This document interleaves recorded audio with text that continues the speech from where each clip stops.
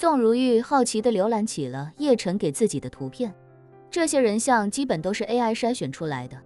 他首先是将乘坐2架公务机的乘客面部细节呈现出来，其次是其他登机口所有前往西班牙的亚裔乘客。宋如玉刚打开，就被眼前的照片惊得目瞪口呆。所有乘坐公务机的这批乘客，全部都是右军都督府的高层以及家眷，其中2位同志大人以及他们的家人，竟然也都在其中。他忍不住问叶晨：“叶先生，这些照片您是怎么得来的？”这上面的人全部都是右军都督府的核心成员，1半以上都是吴家自己人，还有2位同志大人，几乎是右军都督府除了大都督和原参将之外的最高层了。叶晨和李亚林相视一眼，不由得浮上微笑。看来这 AI 确实了得，通过对机场的监控，准确无误地识别到了右军都督府的大动作。于是叶晨对宋如玉道：“你注意看一下这些照片的背景，全部都是在机场。这些人在过去的2天里，乘坐飞机陆续离开了那不勒斯，而他们的目的地是西班牙南部城市。你觉得他们是在迁徙吗？”“有可能的。”宋如玉点头道。在下听说过右军都督府每隔一段时间就要更换驻地，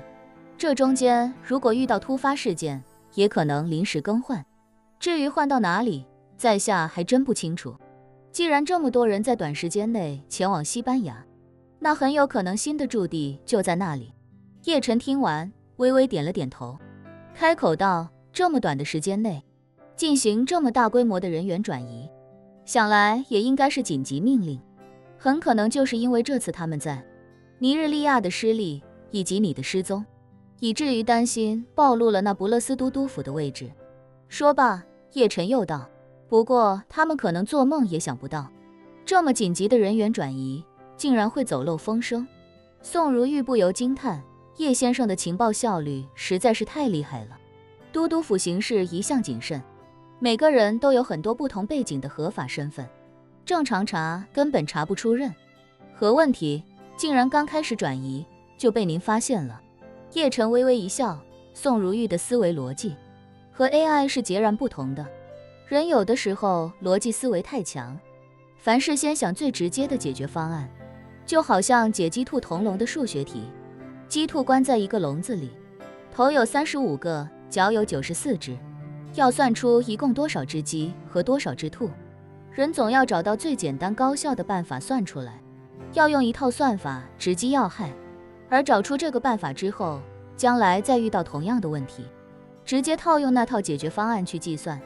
但 AI 不管你这些， AI 的算力强大到已经完全不需要技巧。鸡兔关在一个笼子里，不就35个脑袋吗？鸡和兔加起来最多也就35只，那就从一只兔子开始算，一只兔子不对就算2只。看似好像很笨，但一托强大的算力，毫秒间就能用这种办法算出几万个同类型的题目来。别说35个脑袋，就是350万、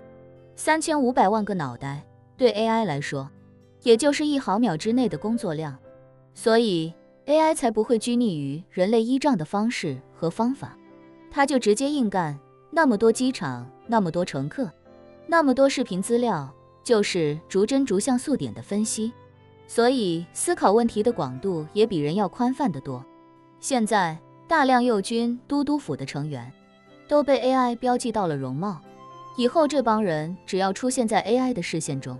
就会被立刻标定出来，谁都逃不脱。于是叶晨便让宋如玉继续辨认其他嫌疑人的容貌。虽说有些人宋如玉并不认识，但凭借记忆还是能判定出对方就是右军都督府的成员。于是被 AI 标记的几百号人，至少有80%以上都得到了宋如玉的确认，剩下20%也并非一定是 AI 出了错误，也可能是那些人宋如玉在右军都督府的时候确实没有见过。随后叶晨便对宋如玉说道：“辛苦宋小姐帮忙，本来我是想带你去一趟那不勒斯，现在看来也没必要了。稍后最后一批人员撤离，你就跟车一起走吧。”宋如玉等的就是叶晨对自己的安排，他并不想随这些人一起离开，去一个尚且未知的地方。他更希望能够留在叶晨身边，证明自己的价值，因为他心里很清楚，自己没能力解除吴飞燕留在自己体内的毒，唯有寄希望于叶晨。可是，如果自己对叶晨没有价值，恐怕他也没有帮自己的动力。1年时间眨眼就过去了，得不到解药的话，1年之后自己必死无疑。所以，听叶晨说让自己跟其他人一起撤离，他的心情瞬间跌落谷底。他生怕叶晨就这么把自己置之不理了。自己现在修为被封，自由受限，体内还有剧毒这颗定时炸弹，一旦被叶晨丢弃在这世界上的某个角落，恐怕这辈子也就到头了。叶晨看出他表情的挣扎和低落，开口道：“宋小姐，已经出发的所有人都不知道，他们即将前往的目的地，并不是有意隐瞒，只是我生怕途中某些人出现某些意外，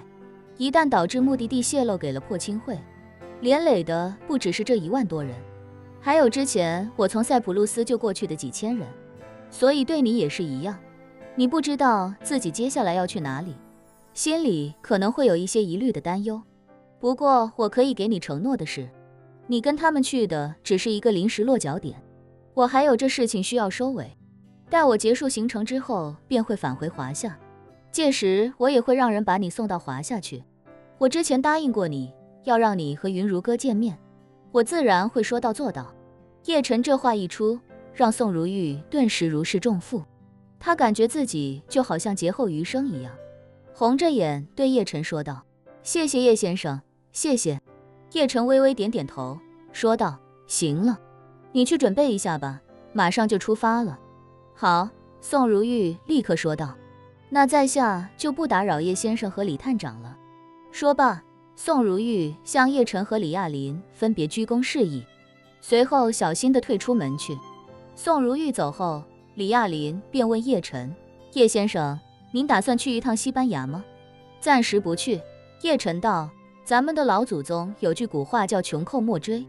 这帮人如此仓促着急地撤离，